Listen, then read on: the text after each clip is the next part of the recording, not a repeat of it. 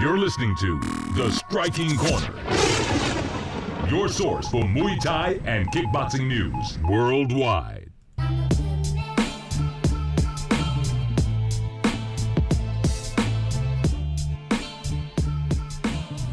What's going on, everybody? This is Eric Rivera, your host of The Striking Corner, and it is actually episode 21 of our podcast. And as always, I am joined by my good friend, Vinny Scotto. What's up? Not much besides listening to you go on like a little schoolgirl about having John Wayne Parr on the podcast. Yes. I'm very excited. Well, dude, I'm freaking excited, man. I don't know why that's a problem with you. You guys should have heard him before we came on the air. He really is like a little schoolgirl. Yes, yeah. I'm sorry, but honestly, there are very few people in this world when it comes to martial arts that I view as an idol, and John Wayne Parr was one of those guys, has been one of those guys, and that's what I was telling Vinny, man. It's like I'm really excited to have John Wayne Parr on the podcast. He is my idol, and then maybe another idol that I had in the martial arts world, maybe Don the Dragon Wilson. I don't know.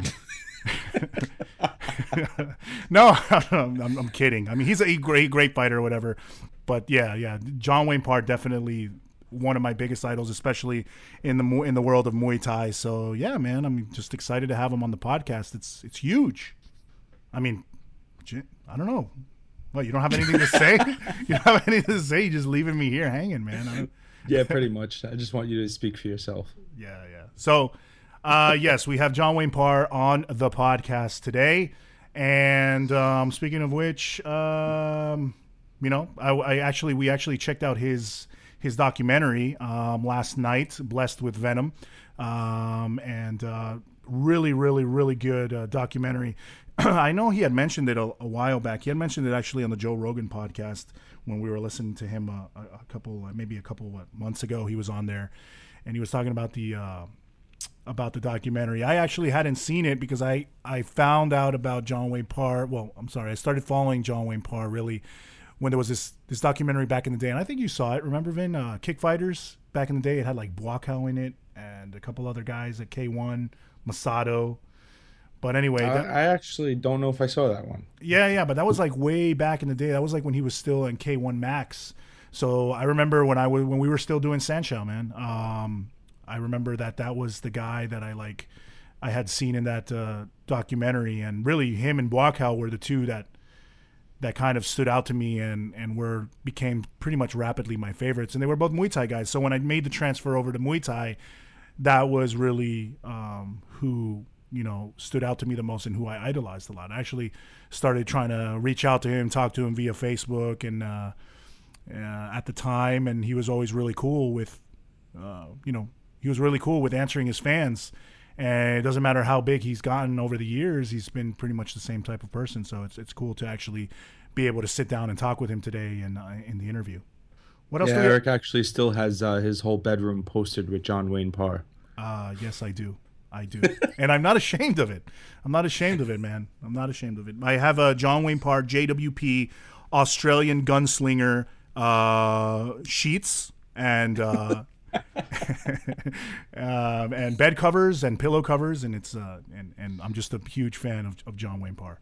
But moving on from there, and your attempts to just belittle me here, what else do we have to announce? We got the t-shirts. We had the t-shirts for the Knock Muay Forever t-shirts, Vin. I think we're on a second campaign, right? Yeah, we had a lot of people who heard about it after the fact when the campaign ended, that they missed out and they wanted shirts. So we decided to run another pre-order campaign, which actually I'm not even sure the date that it ends, which I should know that. I think it might be June 8th is the last day for pre-order. Yeah. So that they'll probably ship about a week or so after that. Mm-hmm. And this will be the last chance to get the shirts at the price they are at. So right now they're $19.95, and also after you order one, you will have a chance to order another one for $15.99. So but then once this campaign is over, then they're gonna we're gonna start placing actual inventory orders, and they're gonna go live on the site, and the price is gonna go up just a little bit. So if you want them at the cheaper price, now's your chance. Yeah, and you guys can find our t-shirts, the Nakamui Forever t-shirts. You can find them you can actually go to tchip.com/Nakamui. We actually have a link on our website, strikingcorner.com. So speaking of which, the website, like we had announced on our last podcast, is now up and running. We're trying to keep up, content flowing on there. And guys, you can check it out. Check out some of our old articles, photos from different events, profiles on different fighters. A lot of profiles that we did before some of your favorite fighters were even, that big yet. And some of the events were as big as they are today. So we have some really cool profiles there and tons of information that we're trying to just keep people up to date with what's going on in Muay Thai and kickboxing around the world, especially here in the United States, trying to grow the sport. And so you guys can check out the link to the Muay Thai is Life Nakamui Forever tees is on there, but you can also go directly to tchip.com/Nakamui. And I think you also put it on the Facebook page, Vin, where there's the shop now button. So it actually it takes you there to the campaign also. So if you go to our Facebook page at facebook.com/Striking Corner, you're also going to find the link to the t-shirts there. There's a little shop now button next to the like button. So you guys can check that out there. What else do we have, man? Big news coming. Also, a Yokkao seminar coming up. Yep. Saenchai is making his way to Vinny's neck of the woods. Why don't you let him know a little bit more about that? On Friday, May 29th and Saturday, May 30th, he's going to be at Rami Elite in Philly. And then on Sunday, the 31st, he's going to be at Satan, New York in Queens. Okay. So 3 days. If you are interested in taking the seminar, you should contact either Rami Elite or Satan, New York. All right, cool. And speaking of Yokkao, guys, we actually we've partnered up with Yokkao. We're actually what Yokkao calls a power seller for Yokkao, and you guys can get a 10% discount if you order anything from Yokkao using our promo code Striking Corner. You guys can find that banner. It is on the homepage of our website at strikingcorner.com. We also will be posting sporadically. We'll be posting the links as well on Facebook, and I've also mentioned it on our Instagram and on Twitter, of course. But you guys can check it out on strikingcorner.com. You can go to the link there, but you can also go to the shop at yokkao.com and use the promo code Striking Corner. You get 10% off all of their gear. Really great gear. A lot of the top guys in the world using their stuff. Saenchai, of course, who's going to be doing the seminar. Pakorn, Liam Harrison, Sutsakorn. You have guys like Jabba, Boakao. A lot of people have been using Yokkao, so they're a big name. And if you guys are a fan of their gear, you guys can get them a 10% discount using our promo code Striking Corner. So I think that's really all the announcements that we have, right, Vin? I mean, I don't know if there's anything else you wanted to mention. Yeah, I think that's it. I mean, before you go insane, we should probably get started with John Wayne Parr. All right, guys. So, we're trying to get John Wayne Parr on the line here. So we will be right back with John Wayne Parr. Well, hello, everybody, and welcome to the Striking Corner. Like we had already said to you guys, we have a very, very special guest today. Probably our biggest guest on the podcast up to this date, and really super honored to have him on the podcast today. It is none other than Mr. John Wayne Parr. How you doing, man? Mate, I'm very well. Thank you so much for this opportunity. Nah, man. So thank you for coming on the podcast. And really, it's a huge honor to have you on here, man. And there's so many questions I want to ask you. There's so many things that we want to go into, but really. I wanted to talk about, the first thing I wanted to get into is Vinny and I both yesterday, we checked out Blessed With Venom, which was the documentary, your documentary. Really, man, really loved it. And I just wanted to ask you a question. I mean, why, I know you kind of mentioned this on the Joe Rogan podcast, but whatever happened with, I know you had a premiere and all that type of stuff, and it was supposed to come out on DVD and all sorts of things. I mean, why did you end up releasing it, on YouTube for free? What happened with that? The company that I was dealing with, they promised the world, and unfortunately, I didn't sign a contract. I was so in awe that a documentary was going to be made. Yeah, it was all on a handshake. Mm-hmm. And then what happened was a friend of mine, he happens to own Birch Kettle and Coil, which is the big cinema company here in Australia. and I went down and fought Zambides, and the production company happened to know this guy, and they bumped into each other in the crowd and say, "Hey, what are you guys doing here?" "Oh, we're just filming a documentary on John Wayne." "Hey, that's fantastic. Any chance I can get a look at it?" So they gave him a quick preview, and he said, this is very entertaining. Would you like me to put this in cinemas for you?" And so yeah, sure, that'd be unbelievable. So I'll just give you guys a 2 day run. Just at least you can say you've been in the cinemas in. So I was in for 2 days, and then apparently the selected cinemas that it was in, it's sold out for the both days. And I said, "Oh, do you mind if we keep this running for a week?" So they did it for a week, and then after a week, they said, "Do you mind if we run this for another week?" So I ended up having a 2 week release in the cinemas. And then they said, "Oh, it did really well. It was so much better than we expected. If you like, we're happy to take on the DVD distribution. And all we ask for is 80% of the profit." And then the company's like, "Oh, no, we're on this gold mine here. We're going to take care of this ourselves." So they made a web page, and I think they were lucky to sell maybe 20 or 30 DVDs from the web page. Yeah. And then yeah, it just stalled and stalled and stalled, and nothing happened. And then just as a way of saying thanks but no thanks, I'm took it into my own hands and just put it on YouTube. Said, "Oh, look, you promised me all this stuff and nothing's happened. So thanks for the documentary, but now I'm gonna put it on YouTube." And yeah, it's better me putting YouTube and then just that's letting it disappear into the no man's land.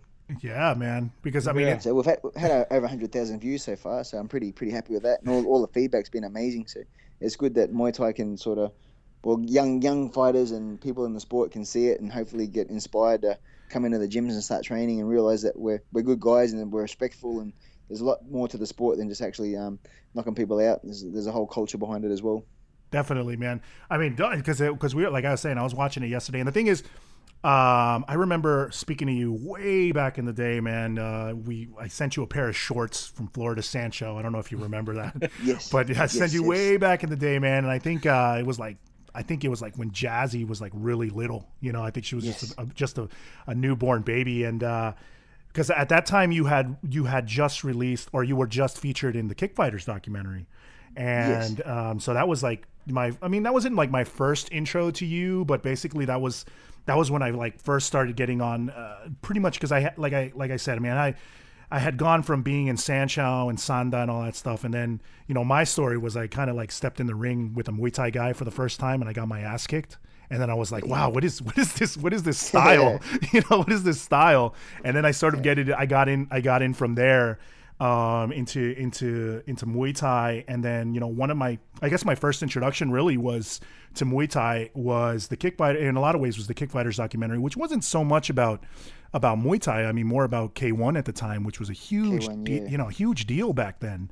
And it's like nowhere near that anymore, which is kind of unfortunate. But so I mean, yeah, man. So when I saw the documentary of Blessed With Venom, it was just really awesome to hear your story of there was a lot of little pieces. I mean, like I said, I've known a lot about you and I've followed your career, but there was a lot of really cool, very small bits and pieces and nuances about your life that were just really interesting to see, man. Because I mean, let's go back a little bit, I guess. I mean,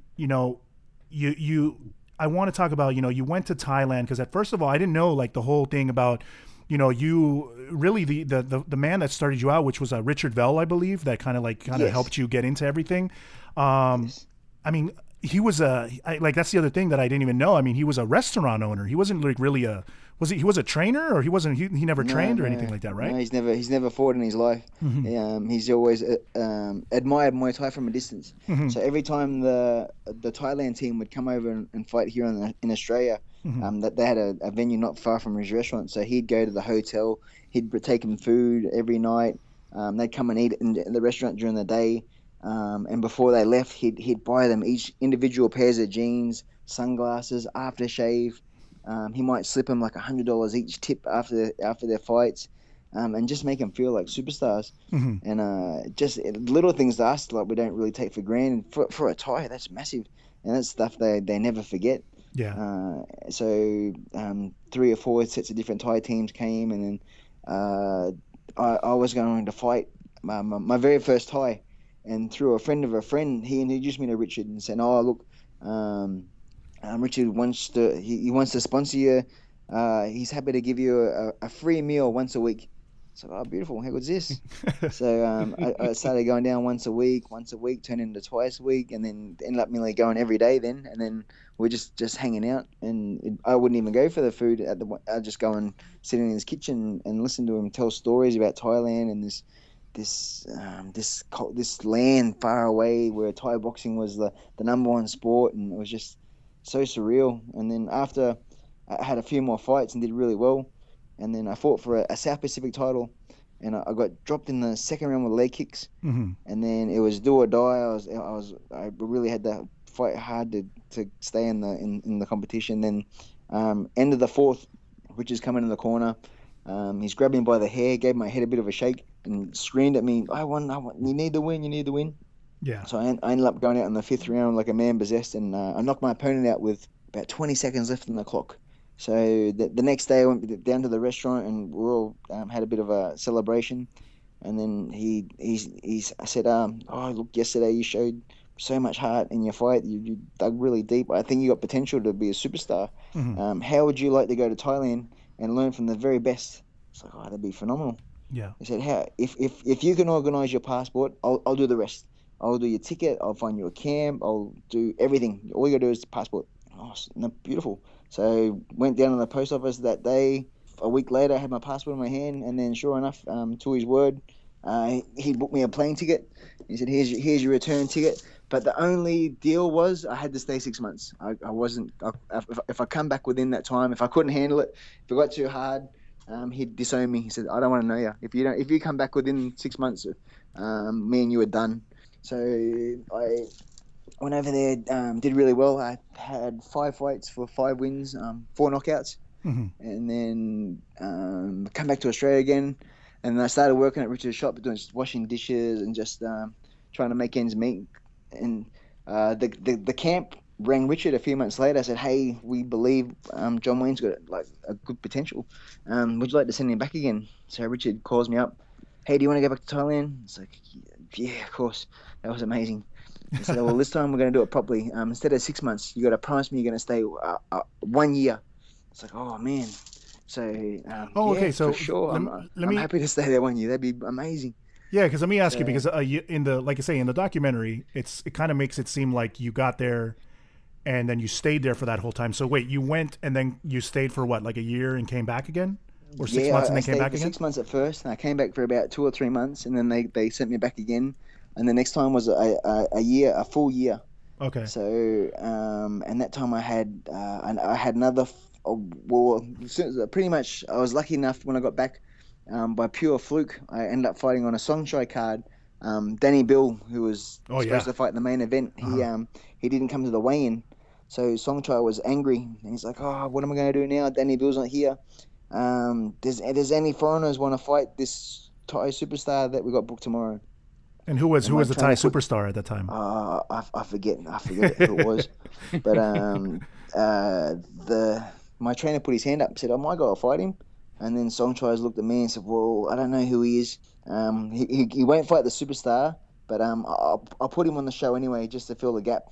Yeah. So he said to the people, "All right, if anyone wants to fight the Falang or the Westerner, put your hand up." And 30 Thais put their hands up. I said, "Holy crap!" So they got the closest guy that was my weight and my height. And I said, "All right, there we go. There's a fight for tomorrow." So all of a sudden, I was fighting for the number 1 promoter, and then I ended up getting cut in the 4th round, and then I ended up winning the fight on points pretty convincingly. Saenchai came into the change room after the fight and said, "That was so entertaining. I should have put you on the main cards on the TV so people could have seen you, but from now on you're going to be one of my fighters." So beautiful. And then I started fighting for him from the first fight back. And then I won another 4 fights straight. So I ended up winning my first 9 fights in Thailand straight with I think it's like 7 knockouts or something. And then started making Saenchai started putting me on the TV cards and started fighting Lumpini. And I was lucky enough to make the front page of the Muay Thai magazine, the first Westerner to make the front cover. Sweet. And then it was really cool. And then I started fighting like the A class guys, and then it started getting a bit harder. And then I was winning and losing, and like always good fights, always exciting fights. But yeah, the fights were a lot harder. And for that year, ended up getting voted the strongest Westerner in Thailand for the 1997, which was really by the sports writers. Mm-hmm. So that was amazing. And then first Australian to fight Lumpini, first Australian to fight King's Birthday, all that sort of stuff. Yeah. It was real stuff I can look back on and very, very proud of. Definitely, man. I mean, so I wanted to ask you that the whole idea, like, so you said you went 6 months, right? Then you came back you went back to Australia.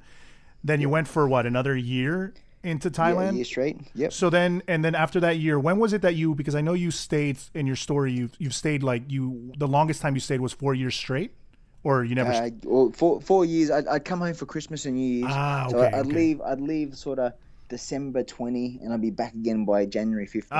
Okay. So it was kind of like you were living there, but you would come back and forth. I see. Yeah, all right. So, but it was. So this was when you were with Luming Kwan, right? You were training out of Luming Kwan. Yes. Yes. Okay. Yeah, man. The other thing that I really appreciated, like, for me, my first trip to Thailand was in 2007, and like I was telling you, I mean, I was into Saenchai, I was into Sanda, and then I got into Muay Thai, and then at that time I was in college, and I got out of college, and I was like, it was funny because my dad basically told me, as my dad's always been somebody who was like, you're gonna, I want you to see the world. You know what I mean? So that was like for him, like the biggest deal. So what he told me was, once you graduate from college, like that's all he wanted me to see. That's what he wanted me to do. He's like, I want you to graduate. So I graduated from college, and then he told me, I will buy you a ticket to anywhere in the world, to go anywhere in the world. So what happened was, I was like, at that time I was really into Saenchai. Then, I got my ass kicked by a Muay Thai guy. I was like, okay, I need to understand what this Muay Thai is. So I started training with a Muay Thai camp here in Florida.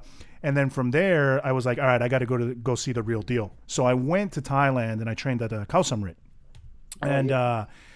And I mean, really, it just changed my life forever. And like watching, because it's like, that's when I fell in love with Muay Thai. And I think for a lot of people, that haven't gone to Thailand, I mean, really, when you go there, it's such a different experience. And the one thing I appreciated about you is I think that just shows a lot about who you are and how you are as a person, because it seems like you just went over there, man, and you just did everything to, I don't know, I wouldn't say to blend in, but you pretty much did everything to just absorb the sport, absorb the culture, absorb you did the language pretty much because you had no other choice but to speak it.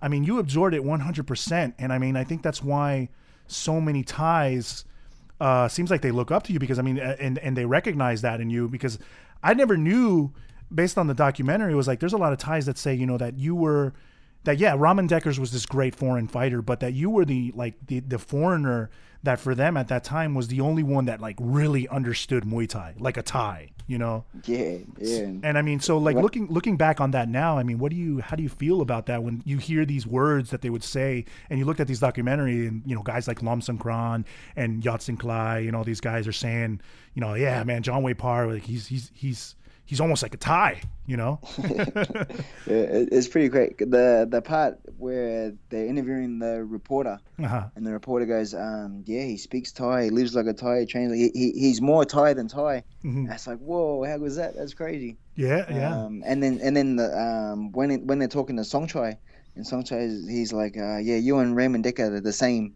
It's like, whoa, that's like I never thought I'd ever hear those words ever, because that's all I've ever aspired to be, is walking Raymond Dekker's footsteps. Yeah. So to have Saenchai, who was Dekker's promoter, to say that was it was so cool. It was so surreal.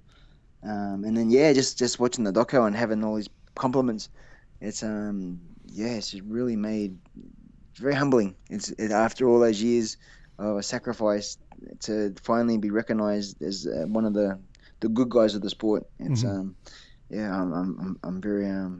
very blessed. So it's crazy. I don't know what to say. It's hard. It's really cool, but it's really very surreal. And then I've since I've been back in Australia too, wherever I fight, because I've got the Thai culture in me, I know how good the Thais are. So I don't pretend to be something I'm not, because I know that there's so many tough Thais out there that are natural born killers, and you can't walk around with a chip on your shoulder thinking you're the best, because deep down you know that at any given fight that they could just wipe you off the radar. So yeah, I'm always respectful, because I know enjoy it while it lasts, because it's not going to last forever. Oh yeah, definitely, man. I mean, moving on from there, I also wanted to, because that was another thing you actually touched on that point, because that's the one thing that I think a lot of people have said about you, and is that, you know, and Lam Sung Kron touched on it on the documentary as well, was that, you know, you had this, that he was saying your trainer taught you well, because you got famous, or you became famous, but you never let it go to your head. You never, and that's still something to this day, man, because I remember back in the day when I first approached you, and like I said, I sent you the shorts or whatever, and I remember telling you, like, man, it's so awesome that you just, like, you know, you sent me a pic, you know, with you training the shorts or whatever, and I was like, man, I was just like blown away, and I was just like, man, you're so cool for just, you know, hanging with the, you know, talking to your fans or whatever, and you're just like, nah, man, I'm just like a regular dude.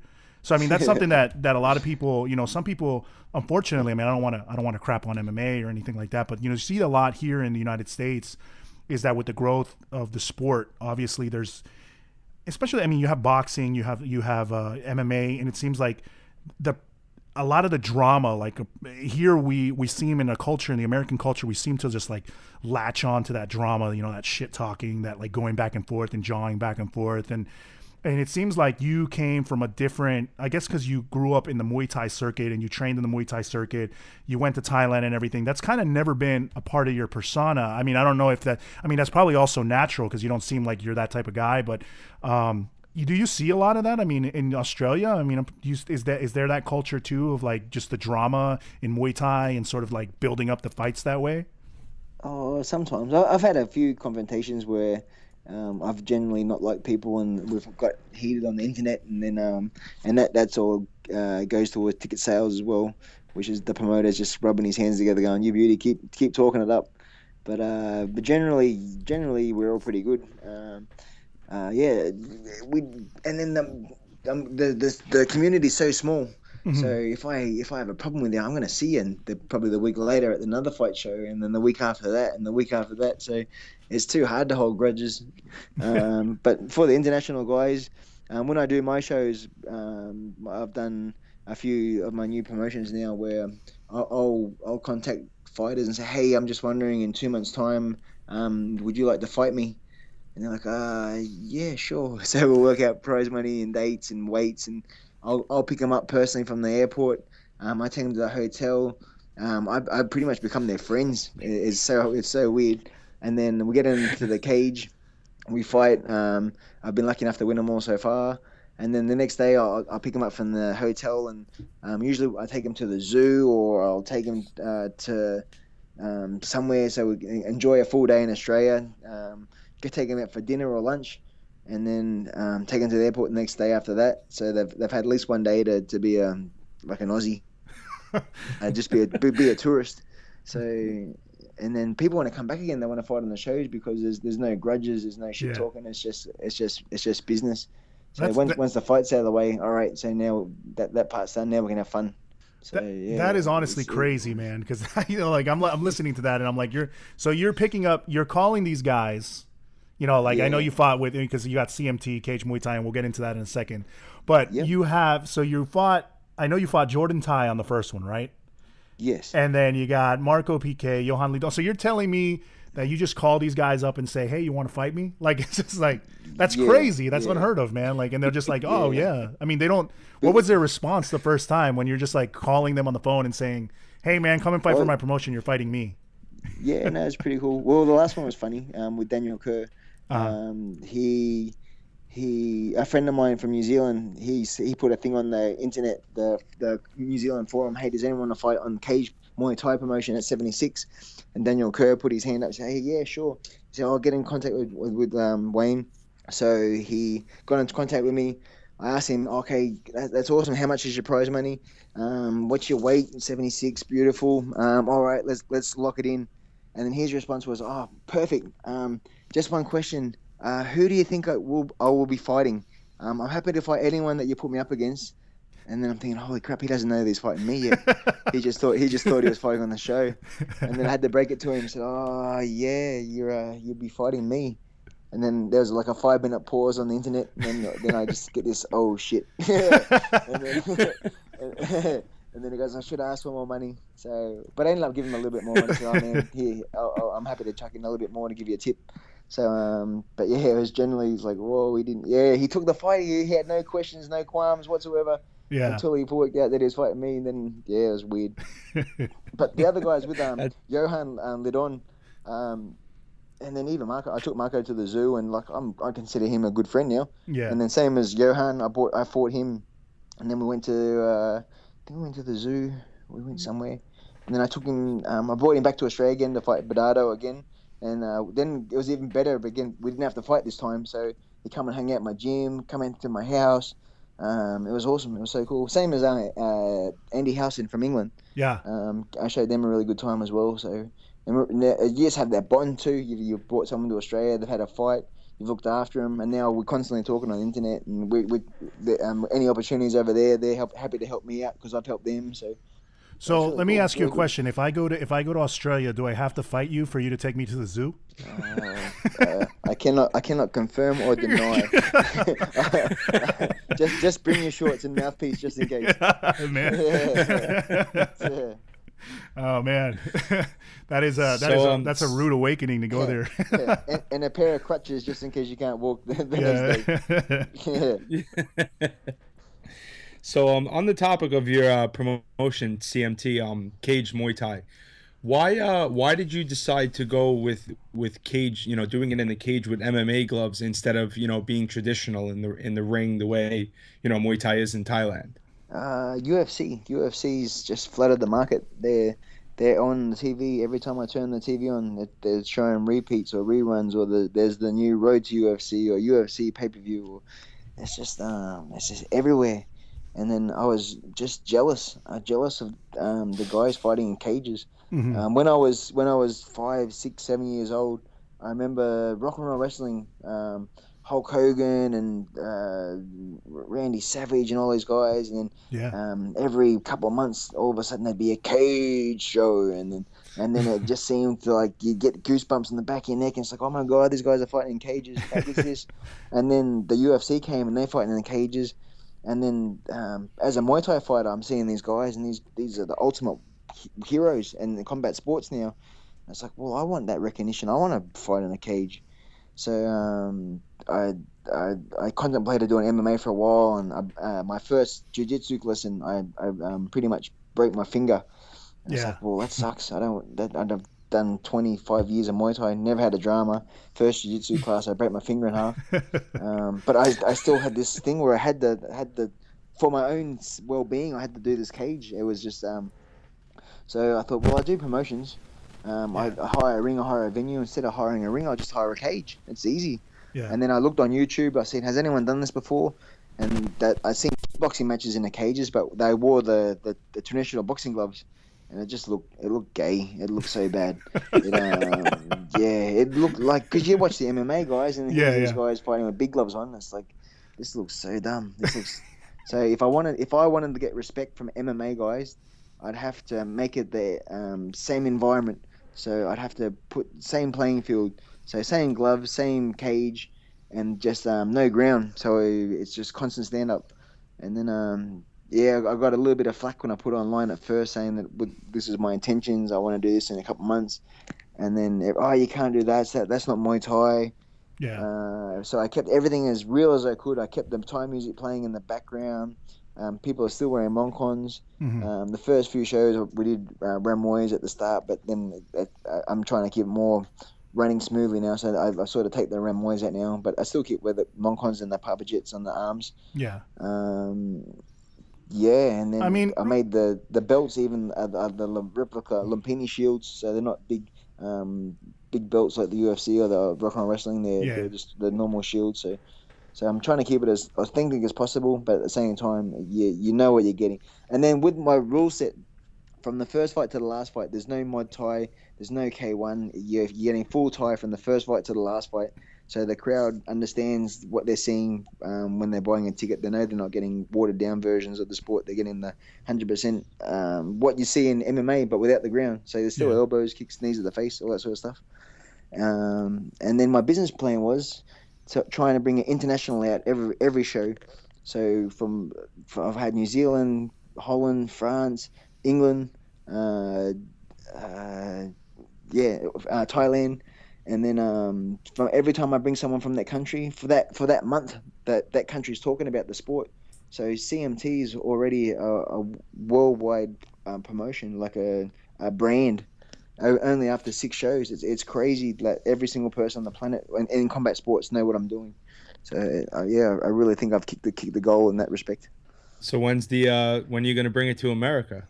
Don't know. I'm still growing it here in Australia first. I need to get it. So it's but I definitely I think once the American audience, I want to bring an American. The last promotion I tried to bring Cyrus Washington, and then on the 12th hour he pulled out with a broken hand or a sore eye. He had a few different excuses. I'm not sure which one was the real one, but it was strange. Very strange. So, and that would have been good because I have an American. Hopefully, the American audience would have tuned in and seen what it was all about. I think once they see it, though, they're going to be addicted because so many other people that are UFC crazy have seen my promotion, and then they've just gone, "This is the new era. There's no ground. There's no stalling. It's just constant stand up." So it's the perfect scenario. Definitely. I mean, that's the thing. I mean, because I guess because you got some flack because I mean, you're this guy that kind of represents, like we were talking about, you've been so involved in the Muay Thai game and sort of been this traditional guy.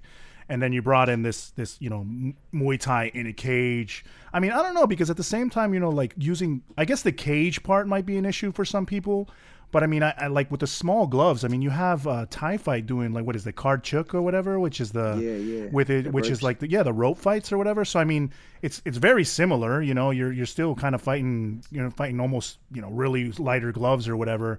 I guess it might be the cage thing that is an issue, but like you said, I think it's the evolution. I mean, honestly, I could say I love the traditional aspect of Muay Thai, and the cage is kind of strange to see, but you do keep it very Thai. You have the Mongkon and everything, and that's really cool to see. And really, I mean, the fights are, like you said, the fights are like, when I saw you bring in Marco Piqué, Johan Lidon, you bring in, all these guys to fight there. Had Saenchai on a show, I think, right? I mean, what's his name? Poncenet on the show as well. So you have all these guys on the show that are like legit Muay Thai guys. So, yes. And that's really cool too, that you kept it, because I think one of the big issues, like let's say with Muay Thai in America, at least in the United States, is there's been this, I don't know if this happens in Australia too, but you have this crazy problem with like 50 different rule sets. It's either kickboxing or K1 or glory rules, and this is international rules. Like we allow leg kicks, but we don't allow knees. We don't allow spinning back fists for some odd reason, stuff like this. And then so it's really, if you do keep it traditional, like this is Muay Thai, it's Muay Thai in a cage, but it's Muay Thai, and this is the rule set. You're going to get elbowed, you're going to get kneed, and that's it. I think it's, I think that's probably the reason it's taking off. Plus your name is behind it, man. So I think that works. the best part is when you walk into a venue and you see a ring, think, oh, okay, yeah, it's going to be a good night. When you walk into that same venue and you see a cage in the center of the venue, it's like, damn, people are going to get messed up. This is going to be awesome. It's completely different atmosphere when you see the cage. And then when you're fighting in the cage too, it's so cool. It's so much better than the ring. The ring's great, but the cage is just a different element. You're locked in, and when the bell rings and all you see is you and your opponent. You can't see past the fence. Mm-hmm. Everything becomes invisible. It's just mad. It's so cool. And then you can do tricks off it too, like the jumping off the fence, like Aldo, like into the Superman punches. I haven't tried a Showtime kick yet, but at the same time, that could be on the cards. And then when you try and climb up to the top, it's such a great view from the top there after your victory. Yeah. It's a lot higher than it looks. I don't know if you've seen the last one, but yeah, I sort of struggled, but I love it. Yeah. And I've even got the cage set up in my gym now. So the normal ring from rope to rope is only 5 meters, and this one's 7.5, so it's 24 foot across. So there's a lot more room to move. There's no corners, and it makes you engage. You can't get lazy and be on the ropes and just keep teeping and think you're safe. You have to stand in the center and just trade. So it makes it so much more violent. Definitely, man. How is it getting used to like the transition from going, to the ring with the ropes where you have a little bit of bounce to where in the cage you don't really get much bounce? The cage that I've purchased, I had it shipped over from Kentucky in America, and then it's so well designed. It bends inwards, so the harder you hit the fence, the more it springs you back into the center. So it's really safe, and it's really fight friendly. It's perfect. Well, I mean in the aspect of a fighter who's used to fighting in the ring, the transition of being a ring fighter into a cage fighter. It's not that difficult. The thing that you have to watch out for is the gloves.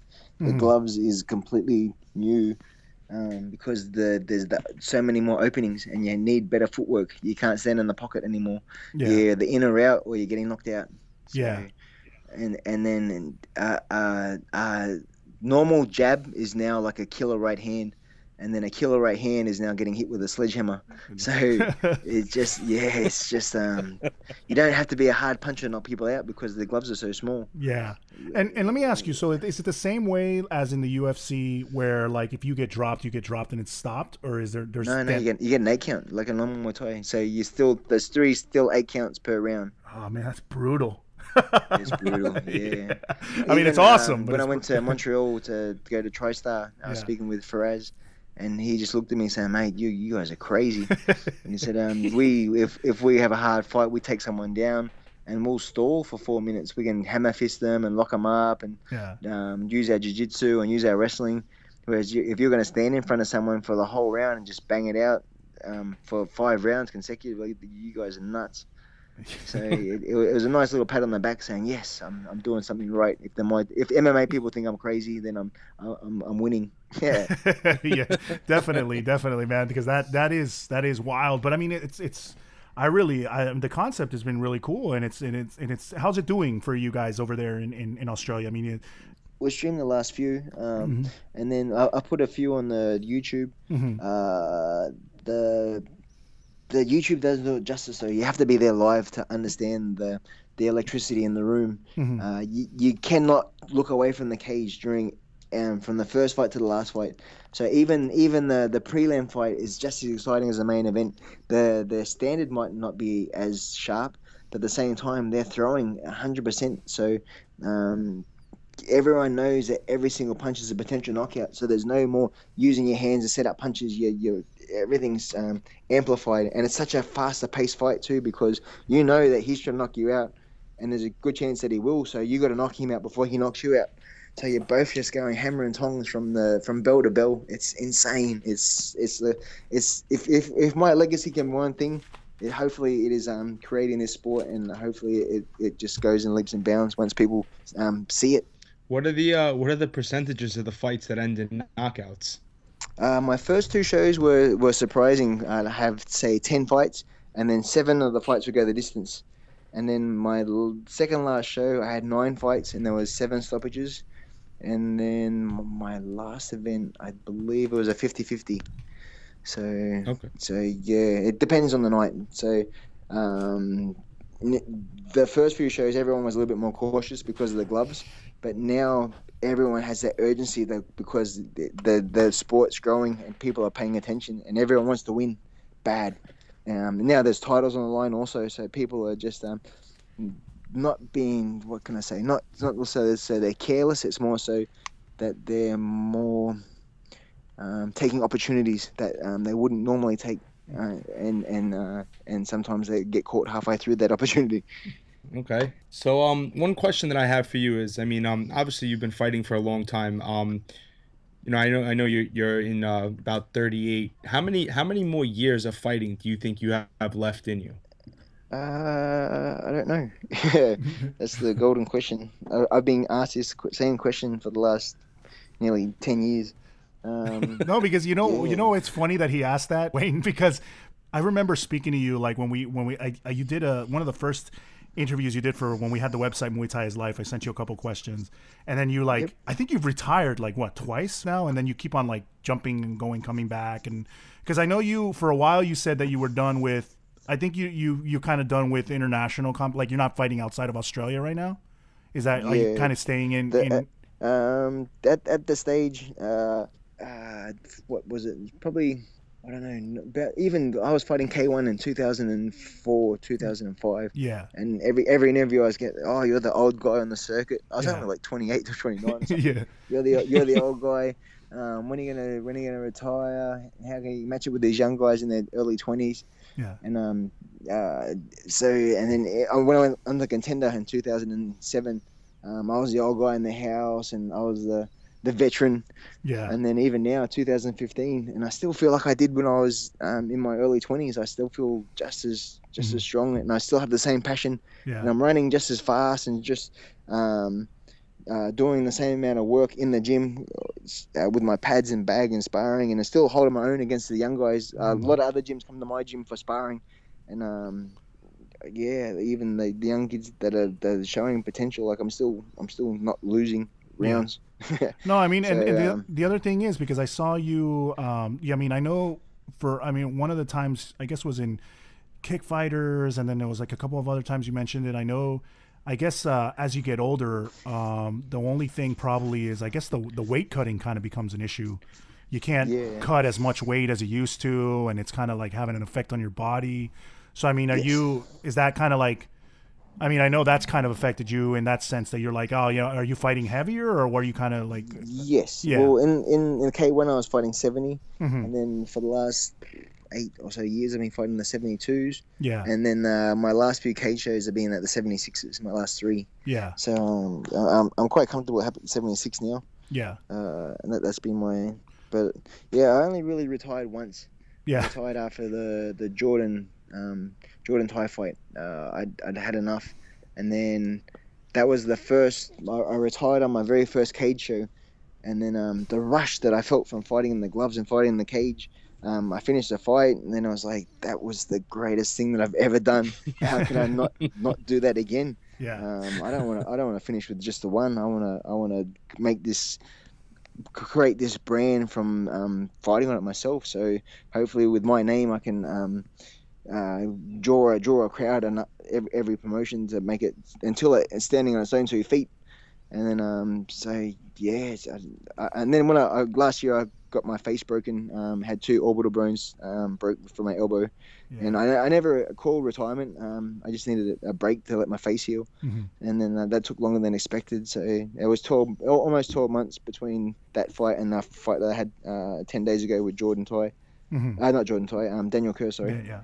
And it's good to be back in. I've missed it so much. It was such a good brush. Are you going to be the Bernard Hopkins of Muay Thai? Yeah, I don't know. I hope so. Well, look at Peter Ertz. Peter Ertz was in his late 40s when he had his last few fights. I'm pretty sure. Yeah. He was still fighting with the Badaharis and the Sammy Schultz and stuff, and holding his own. Yeah. So those guys are my inspiration. I've been looking up to these guys, and it's like, well, if they can do it, there's no reason why I can't. Oh man, you're my inspiration because at the same time, man, like I'm 33. So I'm like, oh man, I don't know if I'm gonna keep doing this shit, And then it's like, but now I see that, and I'm like, oh man, I gotta keep doing this. If he can do it, I can keep on doing it. I mean, granted, I'm still like, I've only gotten 20 something fights, and you're like, you're way better. But it's still, but still, man, it's like it's cool because. Because people always tell you it's a young man's game, and you get like a lot of the Thais, you're seeing them, they're like done at they used to be like, where it was like done at 24, 25, some of them at least. But then, now they're going longer, but I think they're going longer also because I guess, I don't know if it's like some of them are having bigger paydays so they can kind of have getting fights elsewhere besides Thailand and staying in the Thai circuit, which can be grueling. So they can fight elsewhere and kind of have a longer career. So I think that helps out a lot, which is great because we're getting to see more of them more often everywhere. And it's not as isolated to just Thailand anymore. And so But yeah, man, it it's seems awesome. like the Thais have their own shows with the Thai fight and was it the Thai Max or the Max? Yeah, Something? Max Muay Thai. Yeah.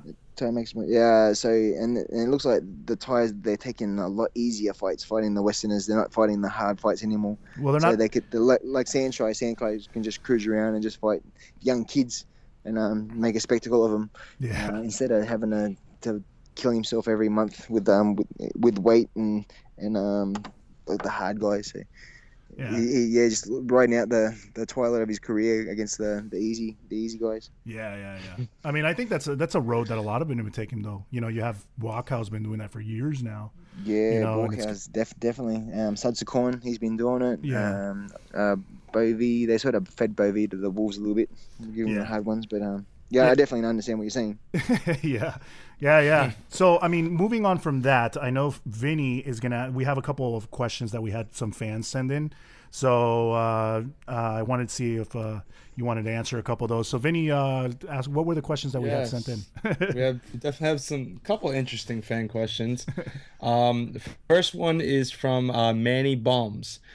He wants to know, what does a guy like John Wayne Parr eat for breakfast? Eat for breakfast? Hey, I don't usually eat breakfast now. I have a cup of coffee and then I hit the road. I do a 12-kilometer run. I do my pads, do my groundwork, all the sit-ups and push-ups and all that other crap. And then I go teach class. So my first meal is probably not until lunchtime. So yeah, okay. And that helps to lose my weight. So I only eat twice a day, like I was doing in Thailand. I'm pretty much the same system. Okay. So the less I eat, the easier it is to lose weight. Okay. So next question is from Richard Mack. How hard does Yatsenklai hit compared to Bwakao? Double, even more. He's so crazy. And he's so pinpoint accuracy with that left kick of his. It just every time he gets you in that sort of imagine you got a quarter on your forearm, he just hits it every time. And I fought him 3 times, and I think every fight I've had to check myself in hospital after the fights to see if my forearm was broken or not. And plus get sutures in my face from the stitches and elbows. So yeah, and then Borkau is like amazing, but he's amazingly fast. He's got a crazy teep, a crazy left kick. But I believe that if Borkau and Yatsenklai ever fought, I'd give Yatsenklai the advantage as favorite, because he's southpaw. He's got amazing not only boxing skills but boxing defense, and his left kick is ridiculous. So Borkau's fast. He'll throw that left kick up like it's nothing, but when it hits you, it's like, oh really? That's the kick. That's what everyone's talking about. But when Yatsenklai hits you, it's true to every rumor that you ever heard that but yeah, it's ridiculous. Yeah. Well, moving on. Well, just before you, Vinny asked the other question, I wanted to ask you that. Well, expanding from that, who out of like everybody you fought? I mean, everyone's different, obviously, but I guess you can answer this question 2 different ways. Who do you feel hits the hardest, or who do you feel or what was the hardest fight? I guess because you can say somebody hit you like the hardest you've ever been hit, but then there's somebody that probably hits the hardest out of all the guys you fought. Yatsenklai was probably my hardest. When I fought him in the contender final, he was ridiculous. He's the power when he knocked me down those 2 times from his hands was just crazy. I felt like I got hit with a sledgehammer both times. When I landed on my back, it felt like the sensation of someone had picked me up and lifted me up like 3 or 4 foot and then slammed me onto the canvas. I hit the ground that hard. Wow. And then, but another person that's pretty crazy, Kozo from Japan. Kozo Takeda. His leg kicks. Yes, his leg kicks. He had this ideology that he could try and snap your shin or your thigh.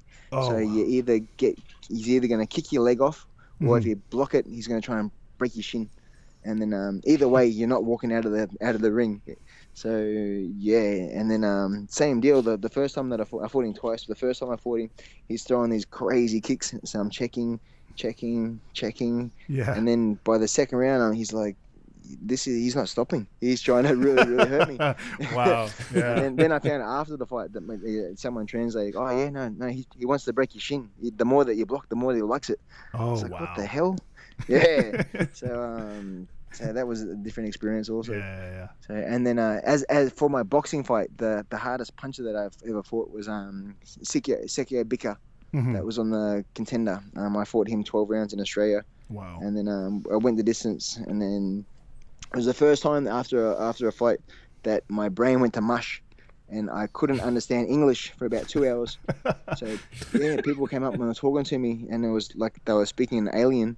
Wow. And then it was the first time that was my last boxing fight, because that was the first time that I realized that this could potentially long term.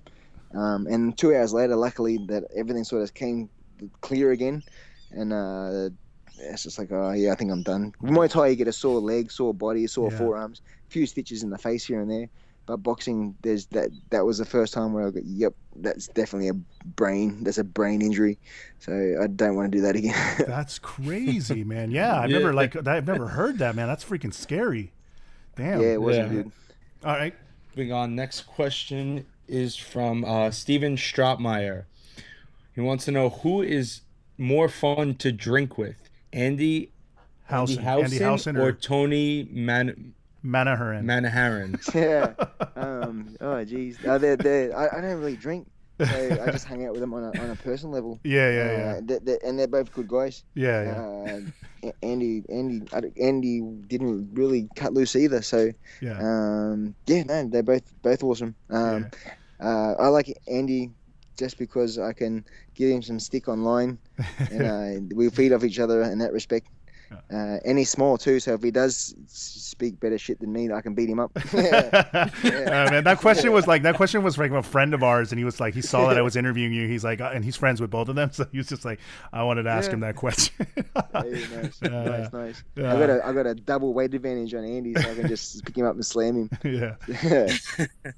All right. So next is Timo Ruga. He would like to know not only if you would like to fight Buakaw again, but also, has there been any attempt to make that fight happen? Yes, I'd love to fight Buakaw again. He's my Achilles heel. So out of everyone that I've fought, I've usually been lucky enough to rematch him and hopefully beat him. Mm-hmm.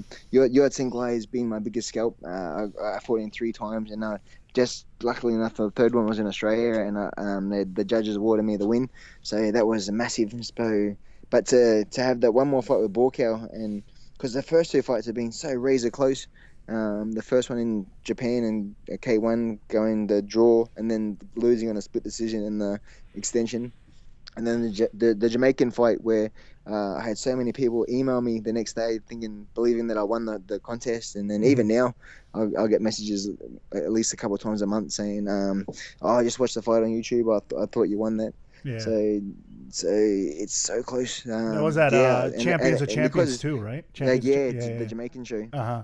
Oh yeah. And then even Buakaw's body language at the end of the Jamaican fight, he was looking down at his feet, and when they raise his hand, he has this look of amazement on his face, as if to say, "Really, I got that one." I think he knew that he lost. Yeah, but has anybody tried to set that up again, or is that like? No? I contemplated it on one of my cage shows. I'd love to have got him out, but then I talked to a gentleman saying, since Singha Beer has taken over his management, you're talking a million baht just to start the conversation. And because my weights, I can't get to 70 anymore. If he had to go up to 72, I think that would go up probably another 100,000. The idea of fighting in the cage is probably another 100,000. Yeah, you're probably talking not just Buakaw and a trainer, but a Buakaw plus his entourage.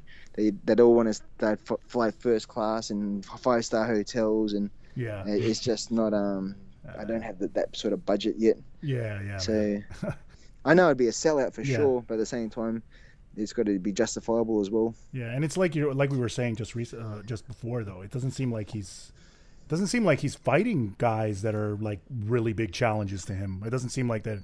That's like, I don't know if that's the management or what's going on. I mean, it sucks because he's like one of my favorite guys too, and it's just like you see this guy who's so amazing, but he's just fighting like just random people sometimes. So it's kind of, I would love to see him fight. Even the deal in Thailand where he won. Oh, he had the draw with is the Eric? What's the gentleman that from Germany? Yes, Enrico Kell. Yes, Yeah, yes. yeah. They had the draw, and then he stormed out of the ring Yeah. because he's not allowed to fight more than 3 rounds. And apparently, there's a contract also where he's not allowed to fight other Thais. Yeah. It's like, what the hell? Yeah. Come on, man! You're the best guy on the planet. Why you? What's the stipulations with not fighting other Thais? If you're the best, why aren't you afraid to fight the other best? Yeah, man, So, that sucks. Definitely would love to see that one. I was gonna say you should just try to get a personal phone call to him and say, "Listen, come fight me, and I'll take you to the zoo." yeah, See what he says. Yeah, nice. Yeah. That could be the deal sealer right there. Yeah. Oh man. One last question that I wanted to ask you is, because I remember hearing this a while back, and I know that you kind of ran into a little bit of I don't know, because I don't know how it is over there in Australia, but here it's still sort of like fighting is still, it's not a fringe, but it's still kind of, especially like UFC and stuff like that, but they're still trying to get it very mainstream and stuff like that. But I know you ran into a little bit of not trouble, but you got some controversy when your daughter fought and all that type of stuff. Oh, yeah. Oh, yeah. Yeah, man. Yeah. So I was just like gonna ask, I mean, like, it was how is that work? Because I know your daughter wanted to fight again and all that type of stuff. I mean, do they still come down on you for all that stuff, or? So what happened was she was gonna have her first fight when she was 8. Yeah. So when she was 7, she asked me if she could fight. I said, "Oh, maybe wait till you're 8. Wait till you get a better skill set." So then on her 8th birthday, she goes, "Yeah, I'm 8. Can I start fighting?" I said, "Oh no, you didn't forget. You still want to do this?" Yeah. So I said, "Yeah, sure." So like, a few months later, we trained her up, got an opponent. And then a couple of days before the event, I thought, I'll ring the local newspaper. They do stories on me all the time. I wonder if they'd come out and take a photo and do a story, and then I could put that in her scrapbook. Yeah. When she's an adult, she can look back on it and say, "This is when I fought." So they said, "Okay, do you mind if we come to the event and take pictures?" I said, "Yeah, sure." Then they said, "Do you mind if we bring the local TV station as well, and they can do some even better again?" So they had the fight, and then the next day I got invited with Jasmine on the national Good Morning show. Yeah. And then the guy that doing the interview, he was really, really polite. Congratulations, Jazzy, you look beautiful. You understand there's a little bit of controversy, but he was really positive, and it's like great to see little girls getting out there and doing stuff. Good on you. Mm-hmm. So then the next day was the Monday, and they had the normal presenter on, and then they showed the same footage, and it's like, oh, beautiful, Jasmine's on TV again. This is amazing. Mm-hmm. And then they cut back to the presenter, and he's like, the footage that I've just witnessed makes me physically ill. That child should be taken off the parents before she has serious brain damage. Obviously, the parents have no concern over her well-being. What? It's like, what the hell? Wait, this is the same guy who was like nice to you, and then he's like, no, this is the different. the during the week host. So there's okay. the same TV show. Yeah. So there's a weekend host and a week host. Uh-huh. So the one so he went crazy on me. Yeah. And then the next morning, I get a knock on the door at 6 a.m. Yeah. And I'm sort of like, what the hell is at my door at 6? So go down, and it's a current affair program. We want to do an interview about you and your daughter. It's like, it's 6 o'clock, everyone's still asleep. Yeah. So I said, I'll come back at 8 o'clock. Yeah. So at 8 o'clock, we took him to the gym. We did an interview. And then after they left, about 2 or 3 hours after they left, they said, we've just reviewed the footage. Unfortunately, we can't use it because it's too happy. We're trying to look for a different angle for the story, but you guys were too happy and positive, so we can't use it, unfortunately. They said, if anything, we can warn you right now. Probably turn your phone off because you're the #1 news story for the day in Australia. Yeah. And then sure enough, it was just non-stop from that day on for the next week. It was every single radio, TV, newspaper all across Australia. Yeah. And then it started going internationally. Then they were starting getting from New Zealand, America, England. Yeah. I looked on Google a few days after what was going on, and Al Jazeera News in Afghanistan had run a story about 8-year-old girls fighting with pads on. It's like, what the hell? Yeah. Surely they have enough like issues right now with the whole freedom thing to worry about little girls while fighting with pads on. Yeah. Wow, that's crazy. But they just kind of like spun it out of control in a way to.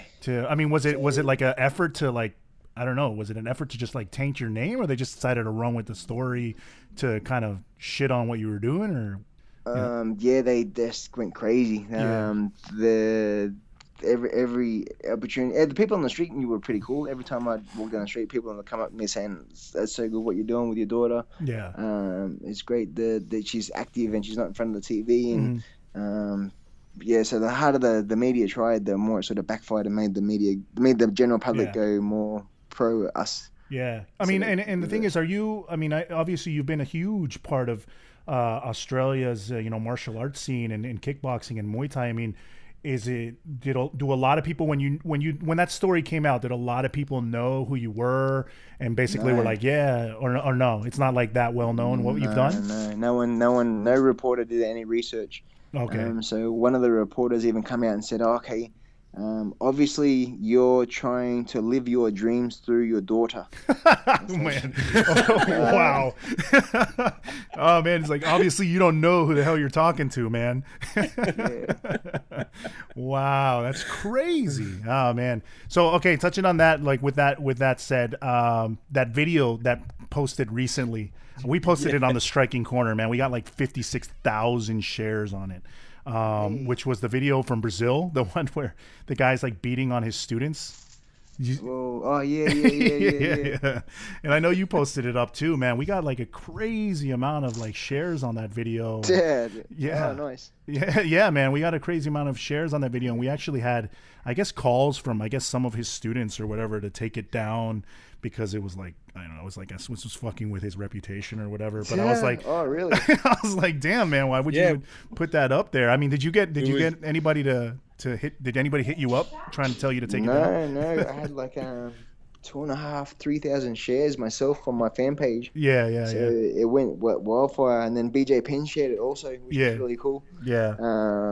But no one from Brazil contacted me at all. So and it's just a piss take. Jeez, how can what he did not want to be? I don't know. That's more of an embarrassment what he did than what I did. Yeah. No, and the funny thing is, like I was looking at it because we had, like I said, we had like 54,000 shares. I started getting messages like hate mail from some of the guys, I guess, that trained at his gym. Like, oh, you don't understand. Like nobody knows like what we really do. It was like taken out of context, which I don't understand how. But he bashes chicks. At the end of it, he's hitting girls in the face. Yeah, like, exactly. That's disgusting. So he was like, oh, guys being guys, like guys are pretty brutal, and guys are like cavemen, so I can understand that. But to hit the girl at the end, that's like, okay, that's another level. That's just dumb. Yeah, man, that was crazy. But like, what kind of cult does he have going on that he makes them think that like that's the right thing to do?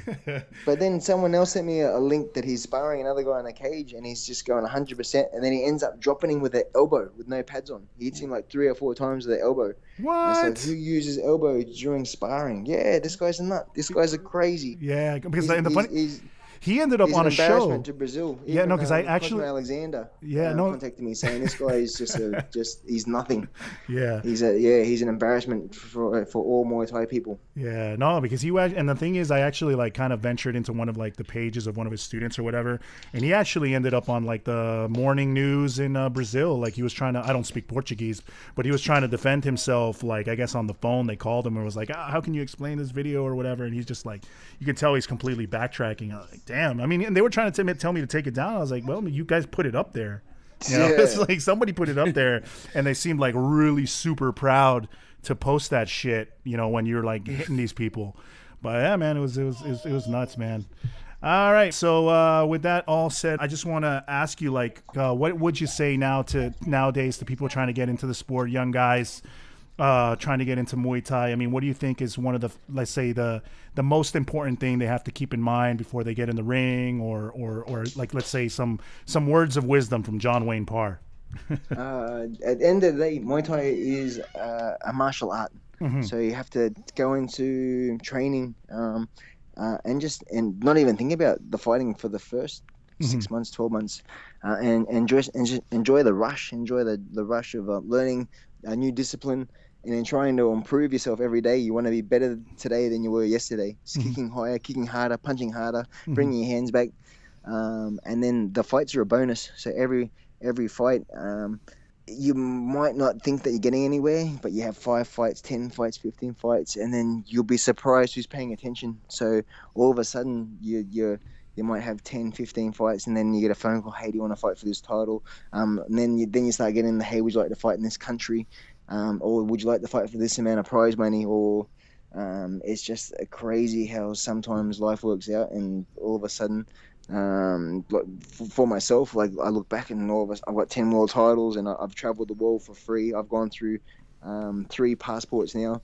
Now I haven't paid for a single international flight yet. It's just been unbelievable. So it's enjoy the rush, and don't give up. If you have a loss, it's not the end of the world. It's not like boxing where you have to retire after 1 or 2 losses. As long as you fight with 100% of your heart and you put on an entertaining bout, and you'd rather go out on your shield than to give up in the corner. Mm-hmm. So who cares if half your head's missing? Chicks dig scars, so go for it. Yeah.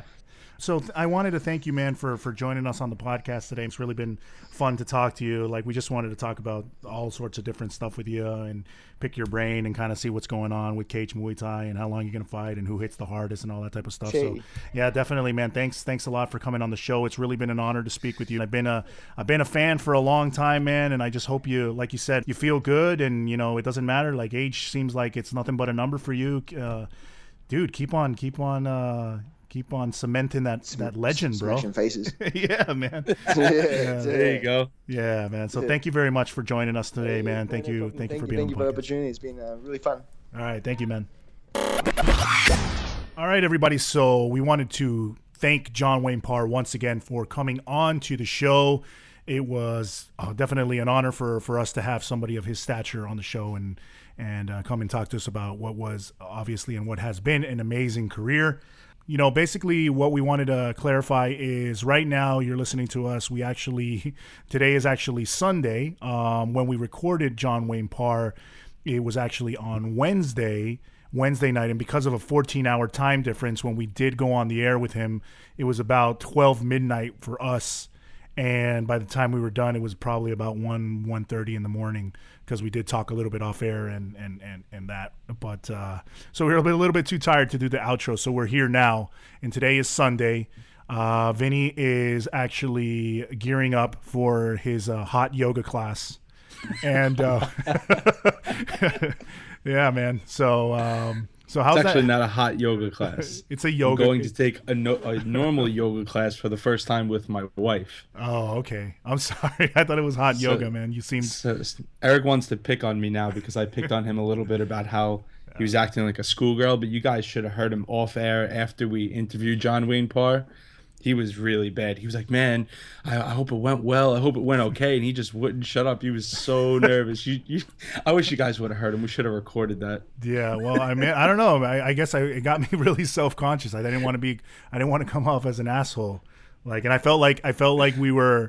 I honestly felt like he was maybe in a rush and we went too long. I don't know. I just started feeling like he just wanted to get out of there. He wanted to get the hell off the podcast. So I don't know. That's why I started feeling that, and then I got self-conscious that. Well, I kind of feel that way after talking to you for a while. I just kind of want to get out of there. Oh man, yeah. So once again, like I said, man, it was awesome to talk with him. We've had a lot of people interested in listening to the podcast. So once you guys listen to it, I hope you guys enjoyed our podcast with John Wayne Parr. And so what else do we have, Vin? I know we want to talk about something else. Well, yesterday, Lion Fight went down. Just wanted a quick congratulations to... 2 days ago. 2 days ago, I'm sorry. Quick congratulations to Tiffany Van Soest with a hell of a fight against Bernice Aldis, and she takes home the Lion Fight title. Also, Joe Nudawat fighting a crazy fight against Salah Khalifa, which I was amazed went past the first round, because that first round was absolutely nuts. So shout out to those guys. Shout out to Anthony Castrejón and Jason Andrade for putting up a great fight. Gaston Bolaños and Damian Early was another fantastic fight. And so, that was a good event, man. So I was what else we got? Not much really. I mean, besides for the other stuff, we announced the other day about the Yokow seminar with Saenchai over at Rami Elite and Satan, New York. Okay. that's us being a power seller with Yokow now. I mean, I actually on Friday got to go and hit pads again for the first time in a while. I went over to Weapons 9 with Chris Tran, which I wanted to thank, Chris Tran and the rest of the Weapons 9 crew for the hospitality. But yeah, had a great pad session, which I really have not done in a few years. Felt kind of awesome. Mm-hmm. And especially after talking to John Wayne Parr, kind of gives me the urge to think about getting back in the ring again after not fighting since 2006. So that's pretty much it from my end. Oh yeah, well, I mean, that was part of it for me. That was really important too. It was inspiring as well. Was just seeing him when he's like 37, 38, still going strong against a lot of these young guys in cage Muay Thai, and I'm actually 32. I don't know. I think I said I was 33 on the podcast. I'm 32. I'm not lying about my age. I am 32. So actually, but it's like, part of me was like, I don't want to. I don't know if I'm going to be able to fight anymore. Because I got a kid, I got my wife, I got my job, and priorities kind of step in. But after hearing him and I've been wanting to get back in the ring, I definitely am looking to do that as well. And so all you guys out there, you guys can hold me to it, to get back into the ring, get back in shape, get back in the ring there and start fighting again. I don't know, man. It kind of seemed more like you'd rather John Wayne Parr just take you to the zoo than actually get back in the ring. Yeah. I don't want to have to go to Australia to fight him in order to go to the zoo. But yeah, I'd rather not do that. But yeah, man. So once again, guys, it was awesome to have John Wayne Parr on the podcast. With that said, we'll actually just give a couple of social media out. What we're gonna be doing maybe in the next couple of weeks. We're gonna have a couple other. We're trying to get some really good, big name fighters and people involved in the sport. We're trying to get some more like real top notch people on the podcast, and so that you guys are fans of. And we're looking to do that in the next coming podcast. So hopefully you guys will tune into those. So John Wayne Parr was really just the start of what we're trying to do, is a long line of really top-notch guys in the sport. And we're also, not only big names in the sport, we also want to bring in a lot of people that are the little guys that are kind of making their names in the sporting, in the Muay Thai world here in the US and the kickboxing world here in the US. So we're glad you guys have been tuning in, and we've been getting a lot of positive feedback. I know Vin was telling me he was getting positive feedback over there at Weapons 9. I've actually heard some great stuff for some other people as well. So I wanted to thank you guys for the feedback you guys have given us of the podcast and saying that you enjoy it. Really, that's kind of what we set out to do, was just be ourselves, not try to be anything different, just, say what we feel. And like I said, I'm a huge John Wayne Parr fan, so obviously I'm going to talk all this crap about, all this stuff and just, get all giddy when I have somebody like him on the podcast. But, we're fans. We're fans of the sport, and that's what we're trying to do with the podcast. So we enjoy it. We really enjoy the fact that you guys have been enjoying the podcast. All right. So with that said, guys, you can always check us out at thestrikingcorner.com, which is our flagship, basically our main site. You can also check us out on facebook.com/Striking Corner. Most of the stuff that we're going to be doing to communicate with all our fans and putting up videos and interesting links and great articles from other people around the sport, you're going to find that on facebook.com/Striking Corner. So make sure you like the page, make sure you follow us. You can also follow us on Twitter, that's at Striking Corner. And you can also follow us on Instagram, which I try to keep up to date as much as possible as well, at Striking Corner. The other thing I also wanted to mention, guys, remember that you can still order our Muay Thai is Life Nak Muay Forever t-shirts. Vinny as he was saying, there was a lot of people that were kind of wanted to order them after they weren't able to order them on the first run we had of the campaign. So we actually did another campaign, and it's running right now. We'll be running until June 8th, I believe, right? June 8th, and they will probably ship out a week after that. So you can check those out on our Facebook page, facebook.com/Striking Corner. There's a button right next to the like button that says Shop Now. You can click on that to get it. You can also get it on strikingcorner.com. We have a link there. And you can also check it out at tchip.com/Nakmoy. That's tchip, TEECHIP. chip.com/nakmuay. So you guys can order the t-shirts there. It's a limited time, right? Vin, are you going to get them for that price? It's like $19.99. Yes. Yeah. That's going to be the last time they'll be available for that price. You know, Okay. Obviously once we start placing inventory orders and have them on hand, you know, prices rise. Okay, perfect. So yeah, check out those shirts. Get them online. Get them at thestrikingcorner.com. And also, as we had mentioned before, we are a Yokkao power seller. You guys can get your stuff. And if you're a fan of the Yokkao gear, you can go to yokkao.com and shop there and use the promo code Striking Corner, and you'll get 10% off any of your off all of your order. And that's about it. So you can contact me at eric@strikingcorner.com if you guys have any questions or concerns or just want to make any comments. And Vinny, how do they get in touch with you? You can contact me at Vinny@strikingcorner.com. That's Vinny, Vinny. All right, guys. So thank you for joining us once again at the Striking Corner and on the Striking Corner podcast. Once again, I will say it again. I want to thank John Wayne Parr for coming onto the show. It was really an honor to have him. And that's about it, guys. We will be back in 2 weeks with another quality guest. So thank you for tuning into the Striking Corner. We are out. Thank you.